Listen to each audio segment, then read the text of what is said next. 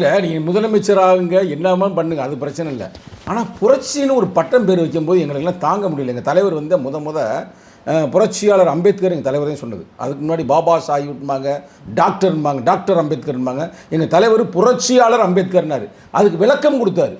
ஏன் புரட்சியாளர்னு சொன்னேன்னா, ஒரு ஒடுக்கப்பட்ட சமூகத்தில் பிறந்து அந்த மக்களுக்காக மட்டுமல்ல, இந்தியாவுக்கே ஒரு அரசியலமைப்பு சட்டத்தை இரவும் பகலுமாக கண் விழித்து எழுதினார். காடா விளக்கல, மண்ணெண்ணெய் விளக்கல. அது மட்டுமல்லாமல் மனுநீதின்ற ஒரு சட்டத்தை உடைச்சு இந்தியாவுக்கு ஒரு புதிய அரசியலை கொடுத்தாரு.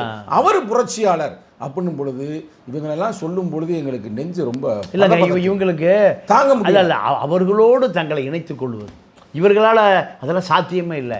ஆனால் அது அயோக்கியத்தனம் தான். ஏன்னா திரைப்பட இளைய தளபதின்னு சொன்னால் நாங்கள் ஒன்றும் சொல்லலை, நல்லா பரவாயில்ல சினிமா நடித்தா கொண்ட. ஆனால் புரட்சி தளபதின்றாங்களே. நீங்கள் விஜயகாந்த் கேப்டன் ஒரு பட்டம் இருக்குது. இராணுவ கேப்டனா இல்லை கப்பல் படை கேப்டனா விமானப்படை? இந்த சினிமாக்காரன் அப்படியே செயற்கையாக இருப்பான்.